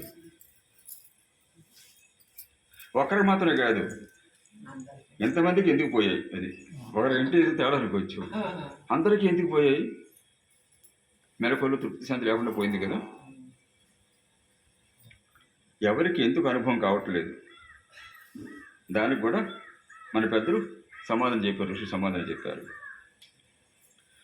ఒక తొట్టు ఉందనుకోండి, ఒక తొట్టి ఆ నీరు తొట్టు ఉంది కదా, ఇక్కడ నీరు తొట్టు పెద్ద గోరింక కానీ తొట్టు ఉందనుకోండి, ఆ తొట్టు అంటే నీళ్ళు ఉన్నాయి. ఆ నీళ్ళు నిశ్చలంగా ఉన్నప్పుడు తొట్టు అడుగు భాగం స్పష్టంగా కనబడుతుంది. నీళ్ళు నిశ్చలంగా కదలు ఉన్నప్పుడు తొట్టు అడుగు భాగం స్పష్టంగా కనబడుతుంది. ఆ నీటిని బాగా కదిలిస్తే తొట్టు అడుగు కనిపించదు, స్పష్టంగా కనిపించదు. కదిపేసినట్టయితే లేకపోతే రాయి వేసినా అల్లలాడిపోయి కనిపించదు. అలాగే మనము ఆ తొట్టి వంటి వాళ్ళము అంటారు ఇక్కడ. మన తొట్టి వంటి వాళ్ళము. మనలో ఎప్పుడు ఉండినప్పటికీ గాఢనిద్ర మాత్రమే అనుభవం అయ్యే తృప్తి శాంతి ఎప్పుడు ఉండే ఆ తొట్టి అడుగు వంటిది అనమాట. అది తొట్టి అడుగు లాంటిది అనమాట తృప్తి శాంతి అన్నది. ఆ పైన ఉండే నీటి వంటిది మనస్సు. ఈ మనస్సు గాఢనిద్రలో నిశ్చలంగా ఉండడం చేత తొట్టి అడుగు వంటి ఆ నిశ్చలమైనటువంటి తృప్తి శాంతులు మనకు అనుభవవుతున్నాయి. గాఢనిద్ర మనసు నిశ్చలంగా ఉండడం చేత మా గాఢనిద్ర మనసు సంచలనం అవుతుంది కదా, ఏ ఆలోచన వెళ్ళదు కదా. అంచేత ఆ తొట్టు వంటి ఆ నిశ్చలమైనటువంటి తృప్తి శాంతులు మనకు అనుభవవుతున్నాయి. అది ఇటు మెలకువలో కానీ స్వప్నంలో కానీ మనసు రకరకాల ఆలోచనలతో కలసివేయడం చేత స్వప్నంలో కానీ స్వప్నంలో మనసు ఆలోచనలతో కలిసి ఇస్తుంది, మెలకువలో కూడా ఆలోచనలు కూరిగిపోతుంది. అంతే కూడా. అంచేత మరుగుపడి ఉండడం చేత మనకు మెలకువల అనుభవం కాకపోతుంది. అది ఏది తృప్తి శాంతి అనేది మరుగుపడిపోతుంది. దీని మరో సంచలత్వం వల్ల మనసు యొక్క ఆలోచనల వల్ల మనసు యొక్క సంచలత్వం వల్ల తృప్తి శాంతి మరుగున పడిపోతుంది. కానీ మనలో ఉన్నదనడానికి మాత్రం గాఢనిద్రావస్థ అని పెద్దలు చెప్పారు. మనలో అది ఉన్నదన్నదానికి తార్కాను గాఢనిద్రావస్థ అని పెద్దలు చెప్పారు, ఋషులు చెప్పారు. కాబట్టి ఎటువంటి ఆలోచన లేని స్థితికి మనసును మెలకువలోనే కనుక తీసుకువెళ్ళగలిగితే, మెలకువలో కూడా ఎటువంటి ఆలోచన లేని స్థితికి మనసును తీసుకెళ్ళగలగాలి. అది ఇక్కడ మెలకువలో తీసుకెళ్ళగలిగితే కనుక అప్పుడు జీవితం అంతా దేని మీద అయితే ఆశ పెట్టుకుని బతుకుతున్నామో అటు గాఢనిద్రావస్థలో తృప్తి శాంతి మనకు అనుభవం అవుతుంది. గాఢనిద్రలో ఏ తృప్తి శాంతి అనుభవం అయిందో మనకి మెలకువలో కూడా మనసు యొక్క ఆలోచన పరంపర అరికట్టగలిగితే, మనసు నిశ్చయం చేయగలిగితే గాఢనిద్ర అనుభవే తృప్తి శాంతి మెలకువలో కూడా మనకు అనుభవం అవుతుంది. అక్కడ ఏ హేతువు లేదు. అక్కడ ఏమండి, అక్కడ మనం ఏ లాంటి కొట్టకలొద్దు, అద్భుతమైన శాంతి అనుభవం అవుతుంది. మెలకువలు ఉండగానే గాఢనిద్రలోని స్థితి అంటే ఎటువంటి భావాలు ఆలోచన లేని స్థితి పొందడం అని దాన్ని యోగం అని పెద్దలు చెప్పారు. మెలకువలు ఉండగా గాఢనిద్రలోని స్థితిని, ఎటువంటి భావాలు ఆలోచన లేని స్థితిని పొందడం అనే దాన్ని ఏమని చెప్పారంటే యోగం అని పెద్దలు చెప్పారు. ఇక్కడ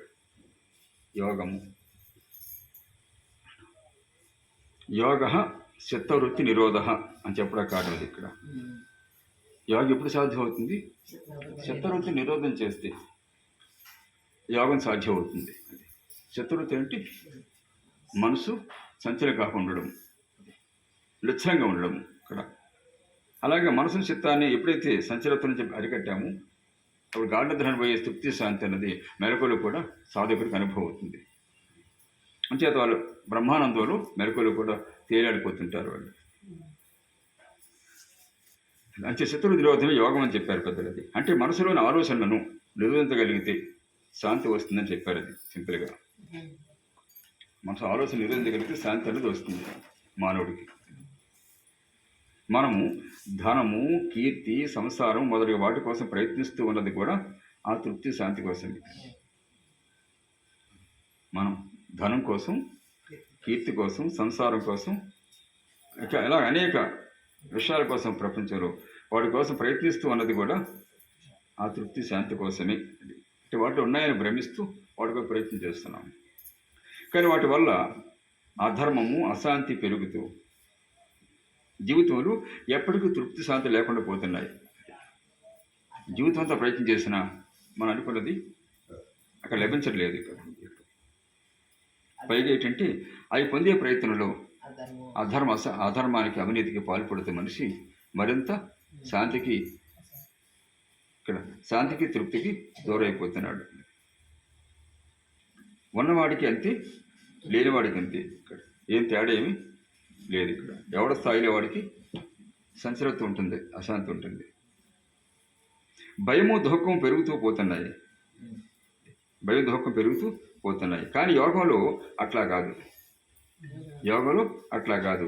దాన్ని సాధించడం కోసం మనం బతుకుతున్నామని చెప్పినప్పుడు, అది దాన్ని సాధించడం మనం బతుకుతున్నామని చెప్తున్నప్పుడు ఈ తిండి గుడ్డల కోసం, సంసారం కోసం, భార్య బిడ్డల కోసం పాటుపడుతూనే తృప్తి శాంతులు పొందగలుగుతాము. అది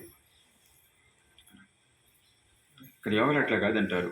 దాని సాధన కోసం మనం బతుకుతున్నాము అని తెలిసినప్పుడు, అది ఏది తృప్తి శాంతి సాధన కోసం మనం బతుకుతున్నాము అనుకున్నప్పుడు, తెలిసినప్పుడు ఈ తిండి గుడ్డ కోసం, సంసారం కోసం, భార్య బిడ్డ కోసం పాటుపడుతూనే తృప్తి శాంతులు పొందగలుగుతాము.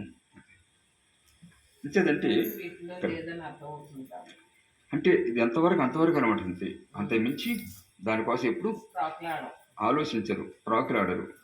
మహనీయుల చరిత్ర అధ్యయనం చేస్తే ఇదే మనకు అర్థమవుతుంది. చంద్రబాబు తరంగాలు చూడండి, చంద్రబాబు తరంగాలు ఎంతమంది మహాభక్తులు ఉంటారు, కృష్ణ భక్తులు. అటు భక్తుల కోసం పరమాత్మ దిగొచ్చి సేవ చేసే సందర్భాలు ఎన్నో కనబడతాయి మన స్వయంగా. మహాభక్తులు అందరికీ వచ్చి సేవ చేస్తాడు స్వయంగా పెట్టాడు. ఇది మంచి ఏంటంటే సంసారం ఉంటూనే శాంతి అనుమతిగలుగుతాడు. ఇంచేత వాడికి దాని మీద ప్రపంచం కనేటువంటి విషయవస్తు ధనధన విషయవస్తు భావన మీద వాళ్ళకి అటు మోహం లేకుండా కర్తవ్యంగా మాత్రమే సంసారం నిర్వహిస్తారు తప్ప అంతమించి ఏ మోహంతో కాదు. అంచేతే ఆ తృప్తి శాంతి ఆనందం అక్కడ అనుభవం అవుతుంది.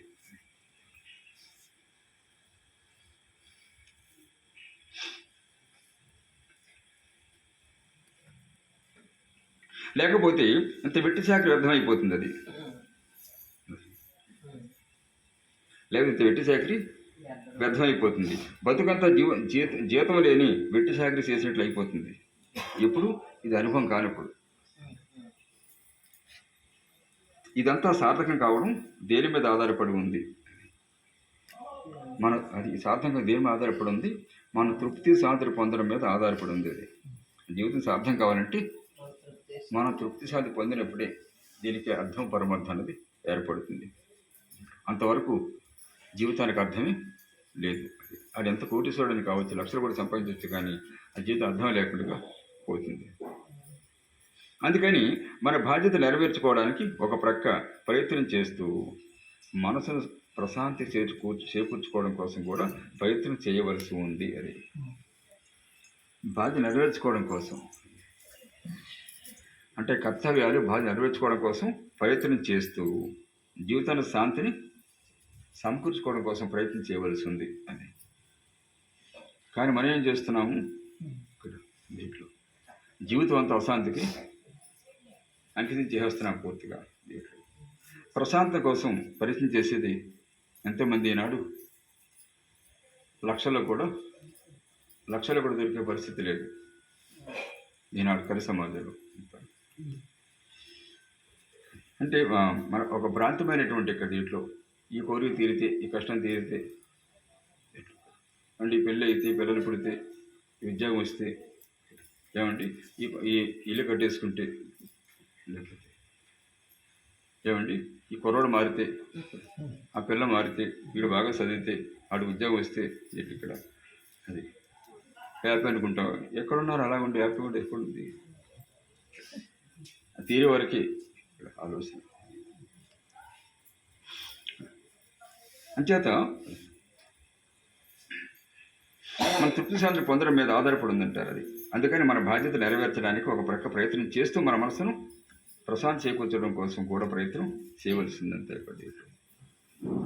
అదే ఇక్కడ ఆధ్యాత్మిక మార్గం, ఇక్కడ సద్గురు మార్గం. మరి మెలకువలు నిద్రావస్థను పొందడం ఎలా? మెలకువలు నిద్రావస్థను పొందడం ఎలా? నిద్రావస్థను పొందే స్థితి మెలకువలు పొందడం ఎలాగా? ఎలాగంటే మనసు యొక్క సంచలనం చేత కదా తొట్టి అడుగు కనిపించకుండా పోయింది. అది ఎలాగంటే మనసు యొక్క సంచలనం చేత కదా తొట్టి అడుగు కనిపించకపోయింది. మన సంచలనం చేత తృప్తి శాంతి అనేటువంటిది కనిపించకుండా పోయింది కదా. మనసు యొక్క సంచలనం వల్లనే కదా మనలో తృప్తి శాంతి లేకుండా పోయాయి. అందుకని మనసు యొక్క చలనం ఆగాలి. అది మనలో సంచలత్వం ఆగాలి, ఆపగలగాలి. ఇందుకు ముందుగా ఒక పద్ధతి ప్రకారం ఆలోచిద్దాం అంటారు. పద్ధతిపై ఆలోచిద్దాం.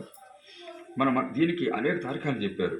అన్ని యోగం అంతా దీని మీద ఆధారపడి ఉంది. అనేక చిట్కాలు, అనేక తార్కాలను చెప్పారు. మనసుని కంట్రోల్ చేసే ప్రయత్నాలు ఇక్కడ. యోగం అంతా దీనికోసమే. ఇక్కడ యోగం అంటే ఏంటి? యోగాభ్యాసం అంతా కూడా చిత్తాన్ని, మనసుని మనసు నిరుద్ధరణ కోసం యోగం అంతా కూడా సాధన దీనికోసమే. భగవతి 18 యోగాలు చెప్పింది దీనికోసమే. 18 యోగాలు చెప్పింది దీనికోసమే. మనసుని కంట్రోల్ చేయడం. మన మనసు అవసరమైన విషయాల గురించి ఆలోచిస్తే అర్థం ఉంది. ఇది మన మనసు అవసరమైన విషయాల గురించి ఆలోచిస్తే అర్థం ఉంది. అవసర విషయాల గురించి మన తిండి, బట్ట, బాధ్యతల కోసం ఆలోచించడంలో తప్పేమీ లేదు. ఇంచేత సంవత్సరాలు ఉన్నాం కనుక అది తిండి, బట్ట, బాధ్యతలకు ఆలోచించడంలో తప్పేమీ లేదు. ఎందుకంటే తిండి లేకపోతే మన జీవితం ఉండదు కనుక. కానీ అలా కాక కోటాది కోట్ల ఆలోచనలు వ్యర్థమైనవి వస్తున్నాయి కదా. కేవలం తిండి, బట్ట, ఏమండి అవసరాల కోసం, బాధ్యతల కోసం ఆలోచించడంతో సరిపోవట్లేదు కదా. ఏమంటే ఎన్ని ఆలోచన ఒక ప్రవాహం అనమాట. అంతా అది ఒక నదీ ప్రవాహంలాగా ఇక్కడ ఆలోచనలు వస్తాయి. దాంట్లో మనకు వచ్చే ఆలోచనలు 100 ఆలోచనలు పనికొచ్చి ఒకటి కూడా ఉండదు. 100 ఆలోచనలు పనికొచ్చేది. వ్యర్థంగానే వస్తుంటాయి అన్నీ కూడా. కానీ అలాగా కోటాది కూడా ఆలోచనలు వ్యర్థమైన వస్తున్నాయి కదా. ముందు వాటిని అదుపులో ఉంచడానికి ప్రయత్నించాలి. ముందు ఆలోచన కంట్రోల్ చేయడానికి ప్రయత్నించాలి. అది ఏ ముఖ్యమైన పని లేకుండా ఊరికే కూర్చున్నామనుకోండి, ఏ విధంగా ఆలోచనలు వస్తాయో గమనించండి. మన మనసులో మనం టెస్ట్ చేసుకోండి. ఇక్కడ పరీక్షించుకోవడం దీంట్లో ఇది ఎలా సంచలనం అవుతుంది, ఎన్ని ఆలోచనలు వస్తున్నాయో మనమే గమనించుకోవడం. ఏ ముఖ్యమైన పని లేకుండా ఊరికే కూర్చుంటే ఏ విధంగా ఆలోచనలు వస్తాయో గమనించండి. వాడిట్లా, ఇలాంటి వాడు, ఆవిడ అలాంటిది, ఏమండి ఇది ఎట్లా మాట్లాడతాడు, ఏమంటే అలా ఏదో మొత్తం పలానా చోట పలానా విషయం జరిగింది, ఇక్కడ ఎలా జరిగింది, అది అలాగే ఎలాగా దీంట్లో ఏమండి జగన్ ఎలాగ, చంద్రబాబు ఎలాగా ఇక్కడ ఏమంటే అలాగే ఇల్లు కాశాడు, అలాగే మొత్తం అంతా కూడా ఏమండి పొద్దున టిఫిన్ చేసి మొదలెడితే సాయంత్రం 6 అయినా కూడా తరగంతా కూడా దీంట్లో. అవును, సెంటర్లో కూర్చొని ఎనండి ఒకసారి కాముగా 10 మంది కూర్చొని మాట్లాడతారు కదా. ఏమొస్తాయో ఆలోచించండి. అప్పుడు మీకేం వస్తాయో మీరు ఆలోచించండి. సరిపోయింది. దాని పనికొచ్చేది ఏదైనా ఒకటైనా ఉంటుందా కనీసం? వీడియో పనికొచ్చేది అది. ఎలాగా మధ్య ఆలోచనలు వస్తుంటాయి. ఒకడు ఎలాంటి వాడైనా కావచ్చు, లేక చెడ్డవాడే కావచ్చు. వాడి గురించి ఆలోచించడం, మాట్లాడడం వల్ల మన సమయం అర్థమవుతుంది.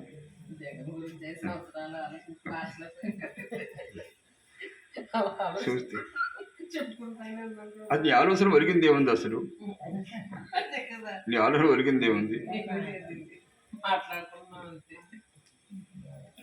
ఇప్పుడు ఒకవేళ నీ వల్ల ఏదైనా అయితే అది ఎంత చిన్న విషయం, అది నీ వల్ల జరిగేది ఉంటే అది జరగవలసి వచ్చినప్పుడు నీ పనులు చేయడం అంతే. దానికోసం రోజుల తరబడి నెల తరబడి ఊరికే అనుకుంటే గ్రామఫోన్ రికార్డ్ లాగా ఊరికి చెప్పుకుంటాం. ఇంకా ఇలాగా కాలక్షేమం చేస్తుంటాం మనం. దానివల్ల వెలుగుంది ఏముంది నీకు? వాళ్ళు ఎలాగో ముందు తొలడిపోతావు. వాడు ఎలాగున్నా తొలలేదు ముందు నువ్వు. అది అనమాట. అంతేకూడదు. మన సమయం వ్యర్థం అవుతుంది. వాడి గురించి ఆలోచించడం, మాట్లాడడం మన సమయం వ్యర్థం అవుతుంది. కాబట్టి అవసరమైన విషయాల గురించి ఆలోచించడము, మాట్లాడము ఆపేయాలి. అది అనవసర విషయాల గురించి, అనవసర విషయాల గురించి ముందు ఇది మొదటి ప్రయత్నంగా అనవసర విషయాల గురించి ఆలోచించడం, మాట్లాడడం ఆపేయాలి. ఇది ప్రయత్నపూర్వకంగా చేయాలి. ప్రయత్నం చేయకపోతే అలా కూడా జరగదు.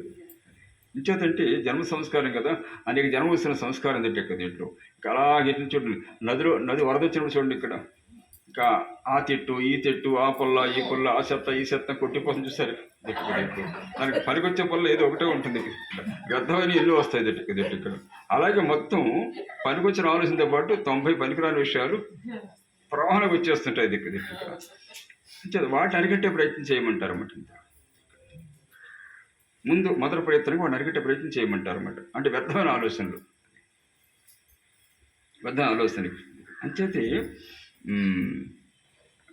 చెప్పేది అదే, నిరంతరము అనన్య చింతన చేయని చెప్పడం కారణం అది. అనన్య చింతన, అనన్య చింతన అని చెప్పి కృష్ణ పరమహంస చెప్పాడు. అలాగే సాయి అని చెప్పారు, నాపై నిర్దిష్ట నిలుపు, నేను నాపై నిర్దిష్ట నిలుపు అని చెప్పాడు. ఎప్పుడు ఎంత సమయం చెప్పలేదు. ఎప్పుడు ఎంత సమయం అంటే సర్వకాల సర్వస్థలోను. దానికి సమయం సందర్భం ఏమిటి, అలాగే తళ్ళు మళ్ళు ఇక్కడ చూసి అశిష్యులతో పని లేదు. నిరంతరము భగవత్చింతన మనసులో జరగవలసిందే. ఇక్కడ ఏమో వెంకటేశ్వర స్నానం చేయలేదు కనుక రామ అనకూడదు, కృష్ణ అనకూడదు.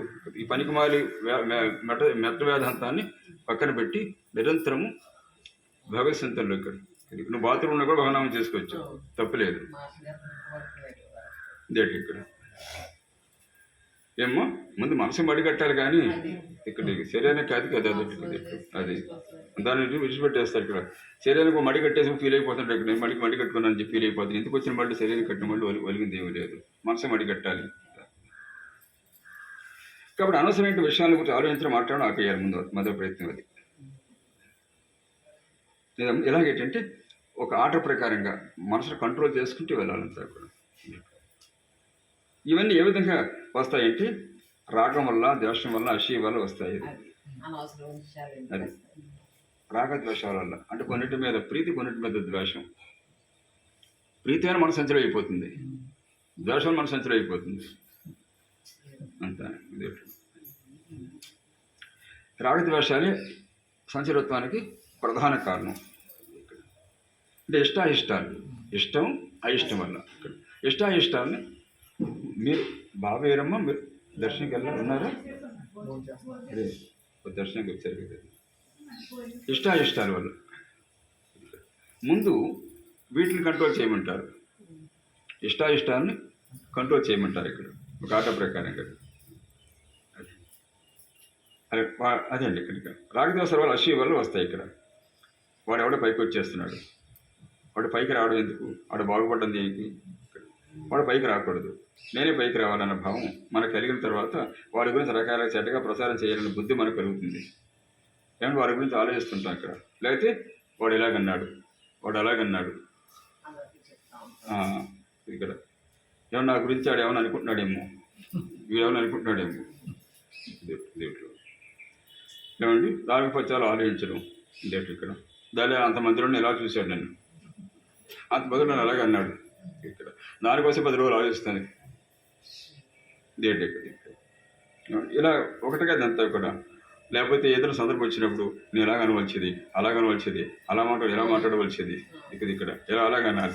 ఇక్కడ రిహార్స్ చేసుకుంటూ 10 సార్లు ఇక్కడ ఇలా ఏదో చెత్త అంత అనమాట. ఇంత కూడా ఇది రాగద్వేషాలు వచ్చిందనమాట అంతా అక్కడ. ఇక్కడ వాడి మీద ద్వేషం వల్ల కానీ లేదా ప్రీతి వల్ల కానీ ఇలా సంచలనం అయిపోతుంటారు అనమాట రాగద్వేషాలు. ముందు రాగద్వేషాలు అరికట్టే ప్రయత్నం చేయమంటారు ఇక్కడికి. అంటే ఇష్టాయిష్టాలు పక్కన పెట్టి కర్తవ్యాన్ని, అది అలా అని చెప్పేసి కర్తవ్యం మర్చిపోవాలి కాదు, కర్తవ్య ధర్మాన్ని కరెక్ట్గా చేసుకుంటూ పోమని చెప్తారు. కర్తవ్యం ఇక్కడ ఈ కర్తవ్యం చేసిపోతుంది. ఇక్కడ నేను ఎవడేమనుకుంటే నీకెందుకు, నీ కర్తవ్యం ధర్మం చేసుకుంటూ వెళ్తున్నావా లేదా. ఇచ్చేదంటే మన ధర్మాన్ని కర్తవ్యం చేసినా కానీ పక్కడు ఊరుకోడు, వాడు ఏదో అంటాడు, వాడు అదే వాడి సంస్కారం అది. అంచేత అప్పుడు నువ్వు ఫీల్ అవ్వాల్సిన అవసరమే లేదు. అది నీ కర్తవ్యాన్ని కరెక్ట్గా నువ్వు చేస్తావు లేదంతే. కానీ మనం అలా ఊరుకోండి ఇక్కడ అందరం పట్టుకుంటుంది ఇక్కడ ఏంటి నేనేం తప్పు చేశాను, ఎలా ఎత్తుకన్నాడు, ఇలా అన్నాడు. రైట్, నీ కరెక్ట్, అది కరెక్ట్ కాదు కదా ఇక్కడ అది అంచేత నీ చేసిన పద్ధతి నీకు ఉంటుంది. ఇక్కడ వాడికి ఆ భావం లేదంటే వాడి ఫలితం వాడికి ఉంటుంది. బాబు చెప్పారు ఇక్కడ, ఎవడి ఫలితం నచ్చింది వాడి ఫలితాన్ని పొందుతాడని చెప్పాడు. ఇదే ఇక్కడ. సో ముందు ఇటువంటి అవగాహన ముందు జరగాలంతా కూడా. ఇటు అవగాహన రావాలంటే మనం సద్గురుని ఆశ్రయించాలి, సద్గురు సాంగత్య భర్యంగా ఉండాలి. పూర్ణజ్ఞానైన మహనీయుని ఆశ్రయించి వాళ్ళ యొక్క బోధామృతం ద్వారా మన మనసును సంస్కరించే ప్రయత్నం చేయగల, మన భావాలు సంస్కరించే ప్రయత్నం చేయగలగాలి. అప్పుడే మనం ఈ రాగద్వేషాలకి బానిసలు అయిపోకుండా, మనుసంచరత్వానికి గురి కాకుండా ఏమండి ఏ సందర్భమైనప్పుడు కూడా నిశ్చలంగా ఉండగల స్థాయికి ఎదగలుగుతాం. అది సాధన అభ్యాసం ద్వారా సాధ్యమవుతుంది. సాధన అభ్యాసం ద్వారా అంటే ఒకసారి ఏదో పర్సనల్ పక్కన పెట్టడం సాధ్యం అవుతుంది, ఒకసారి ఎలాగైనా సరిపోదు అంతే కూడా. నిరంతరము అటువంటి సాంగత్యం జరగాలి. ఇప్పుడు మహనీయుల సాంగత్యం జరుగుతుండాలి. చేత సీతారామం చూస్తే మనకి అన్నీ తెలుసు వస్తాయి. బాబాను చూస్తే మీరు పొగడండి నవ్వుకుంటాడు, తిట్టండి నవ్వుకుంటారు. ఏమండి ఆయన డబ్బులు ఏమన్నా అక్కడ ఉన్నాయి తీసేయండి, ఆయనకి బాధ ఏమి ఉండదు. ఇవ్వండి అదే ఉండదు, తీసుకుంటారు, డబ్బులు ఇచ్చి తీసుకుంటారు. ఆయన ఏం పొంగిపోడు ఆయనకు. ఎవరో నిందసులతో పని లేదు, కనుమలతో పని లేదు, లాభ నష్టాలతో పని లేదు. ఇక్కడ అనేది పని చేస్తారు, పోయిందంటే ఇక్కడ నవ్వుకుంటాడు అంతే. తన కర్తవ్యం చేసేలేదు అంతే. ఇక్కడ అది అప్పుడు సఫర్ ఎప్పుడైందన్నది ఆయన సంబంధం లేదు. అంచేత ఏది ఎప్పుడైనా బాధపడ్డు, ఏది సఫరైనా ఆనందపడ్డు ఆయన. ఆయన జీవితం చూసి అర్థమవుతుంది. మహనీయులు ఎప్పుడు కూడా వాచా చెప్పరు, అరుదైన సంత చెప్తారంతే. ఆయన ఆచరణ ద్వారా ప్రబోధిస్తుంటారు. సాయితత్వంతో అదే కదా, మహనీయుల తత్వం ఆ విధంగా ఉంటుంది. అంచేత వాళ్ళ ఆచరణ చూసి మనం తెలుసుకునే ప్రయత్నం చేయాలి. ఇది జ్ఞానం అంటే. ఇక్కడ ఏమంటే చిదర మహాత్ముడి తిట్టి ఇక్కడ విభూదేవని రప్పిస్తున్నాడా, ప్రసాదం రప్పిస్తున్నాడా, భవిష్యత్తు అని చెప్తున్నాడా అని తిట్టి ఇక్కడ. ఇది కాదు కావాల్సింది, ఇది కాదు భగవతత్వం అంటే. దీంట్లో ఇక్కడ దీనివల్ల ఒలిగింది ఏముంది, దీనివల్ల జరిగేది ఎలా జరుగుతుంది అని అనుగ్రహం ఉంటే జరగవలసింది కూడా తప్పుతుంది. అందుకే విభూతి రప్పించిన ఒలిగింది లేదు, భవిష్యత్తులో ఒలిగింది లేదు, జరుగుంది ఎలా జరుగుతుంది అంతా కూడా. చేత నిశ్చల ఏకాగ్ర భావనతో పూర్ణ విశ్వాసంతో పరమాత్మను అంటుపెట్టుకుని రుజుమల ప్రయాణం చేయడమే మనకి శ్రేయస్సు, జ్ఞానానికి మార్గం తప్ప ఇది ప్రధానం కాదంతా. చేత సామాన్య ఇచ్చేటట్టు కదా ఇక్కడ. ఇది ముఖ్యంగా ఏమన్నా విభూతులు ప్రసాదాలు పళ్ళు రప్పిస్తుంటే ఆయన దేవుడు అనుకుంటుంది ఇక్కడ. అంతేగాని నిజమైన శుద్ధమైన జ్ఞానంలో వాళ్ళు జీవితాన్ని కొనసాగిస్తూ మనకు ఆదర్శవంతంగా చక్కగా ఆచరణపూర్వకంగా ప్రబోధిస్తున్నప్పుడు కూడా దాన్ని పట్టించుకుని అసలు ఆలోచనకి పోం. సాధారణంగా ఎక్కడో ఉంటారు, 100 కోటికి ఎవరు ఆ తత్వాన్ని గ్రహించగలవారు అంతా కూడా. మిగతాలంతా కూడా దీంట్లో ఈ పై మెరుగుల కోసం ప్రయత్నం చేస్తాం. అంచేతే ఇప్పుడు అవధూత దగ్గర ఎంత చేరారు జనాలు, నిజమైన జ్ఞానం దగ్గర జనాలు చేరారు. ఈ కలికాలంలో నిజమైన జ్ఞానం దగ్గరికి కలికాలంలో జనాలు చేరరు. మోసగాళ్ళ దగ్గర చేరినట్టుగా జ్ఞానం దగ్గరికి కలి ప్రజలు చేరరు. డాంబుడి దగ్గర చేరినట్టుగా జ్ఞానం దగ్గరికి కలికాలంలో జనాలు చేరరు. అంచేత ఆధ్యాత్మికంగా ఎక్కువ మోసపోతారు కలికాలంలో. కలిమాలంతా కూడా 190% పైన మోసపోతారు ఆధ్యాత్మికంగా కలికాలంలో. అంచేతంటే పై ఆడంబరము, పై ఈ సెట్కాలు, ప్రశ్నలు చెప్పడాలు, వీటిలో బానిస అవుతారు తప్ప లేదా జ్ఞానం కోసం తప్పించి జ్ఞానాన్ని తెలుసుకునే ప్రయత్నంలో ఎవరు ఉండరు కనుక ఆధ్యాత్మికంగా మోసపోతుంటారు ఎక్కువగా. ఇదమ్మా. అయితే ఇంకా మనకి లోతుగా విశ్లేషించూ ముందుకు వెళ్తారు. సమయం ఎక్కువ అవుతుంది కనుక వచ్చేవారు సత్సంగులు ఇంకా పూర్తిగా లోతుగా మనం వివరంగా చెప్పుకునే ప్రయత్నం చేయొచ్చు. దీనికి మహనీయులంతా అనేక తారకాలను చెప్పారు. మనసుని నియంత్రించి కంట్రోల్ చేసి ఇక్కడ నిశ్చల ధ్యాన స్థితిలో అలాగే సమాజ స్థితిని పొంది ఆ బ్రహ్మానందభూతిని అనుభవించే స్థితికి ఎలాగెళ్తారన్నది మహనీయులంతా కూడా వాళ్ళు సాధన చేసే స్థితి పొందారు. మళ్ళీ వాళ్ళ అనుభవ జ్ఞానం ద్వారా లోకానికి సారి చెప్పారు. దీంట్లో అంచేత అది అలా సాధన చేసి ప్రతి ఒక్కరు స్థితిని పొందొచ్చు. అని నిరూపించారు ఇక్కడ దీంట్లో. అంచేత మనం సాధన చేస్తే ఇది పొందగలుగుతాం. సాధన చేయకపోతే లోకరామాయణలో జనం పరంపరలో కొట్టిపోతుంటారు అంతే తప్ప అంతమించి వేరే మార్గమే లేదు. అంచేత ఆ స్థితిని సాధించడమే ఆధ్యాత్మికత, సమాస్థితి. ఆదైనటువంటి ఇక్కడ విశ్వచైతన్యంతో దాదాపు చెందడమే సమాధి. ఇక్కడ అలా సాధన చెందాలంటే మనోసంచత అరికట్టి మనసుని అంతర్ముఖం చేసి ఆనందసాగరైనటువంటి ఆత్మని చేరే ప్రయత్నం చేయడం. ఇక్కడ ఆత్మ అంటే రూపం చెప్పలేదు కదా, బాబా ఏం చెప్పారు? ఆత్మ అంటే ఆనందసాగర్ అని చెప్పారు. ఆనంద సాగరం ఇక్కడ బ్రహ్మానంద పూర్తి అనమాట. అది ఆత్మక స్వరూపం. అంచేత అది అక్కడి నుంచే మనసు పుట్టుకొచ్చింది. ఇక్కడ ఎక్కడ పుట్టిందో అక్కడ మళ్ళీ దాన్ని తీసుకుపోతే దాంట్లో లయం అయిపోతే అక్కడ ఉన్నది ఆనందమే కనుక అదే అనుభవం అని చెప్పారు పెద్దలు. అంచేత బాబు అన్నారు ఇక్కడ నేను కేవలం ఆనందంగా ధ్యానించు, అది అంటే నిరాకారమైనటువంటి ఆనంద స్వరూపంగా ధ్యానించు. అది సాధ్యం కాకపోతే నా ఆకృతి నకసక పర్యంతము నిరంతరం మనసులో ధ్యానిస్తుండు. అలా ధ్యానించగా ధ్యానించే నువ్వు, ధ్యానం పడే నేను, ధ్యానం అనే క్రియ వేరుగా అనుభవం అనేసి నాలోను నీలోను ధ్యానం అనే క్రియలోను ఏ చైతన్యంతో అది నీకు అనుభవం అవుతుంది. అదే సగుణ స్వరూపం నుంచి నిర్గుణ స్వరూపానికి వెళ్ళమనుకుంటారు కదా, అప్పుడు ఆనందం అనుభవం అవుతుంది. లేదు మొదటే నీకు అది సాధ్యమైంది అనుకో, నిర్గుణ నిరాకార స్వరూపం ఆనందంగా ధ్యానించడం అలాగే అది సాధ్యం కాకపోతే సగుణ స్వరూపాన్ని నా రూపాన్ని చక్కగా ధ్యానిస్తూ మన నిర్గుణ స్వరూపానికి వెళ్ళమని చెప్పారు. ఎవరి స్థాయిని బట్టి మనం ప్రయత్నించాలి. కలికాలం అనేటువంటి సగుణ స్వరూపం నుంచి నిర్గుణ స్వరూపానికి వెళ్ళడం తప్ప డైరెక్ట్గా నిర్గుణ స్వరూపాన్ని ధ్యానించడం అనేది సాధారణంగా ఎవరికి కానీ సాధ్యం కాదు. ఇదమ్మా సరే. మరికొన్ని ఈ సాధారణ సూక్ష్మాలు మళ్ళీ సత్సంగంగా చెప్పిన ప్రయత్నం చేయించకూడదు, సరిపెట్టొచ్చిందమ్మా. సాయిరామ్.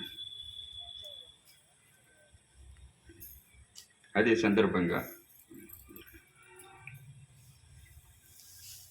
గణపతి గుర్తు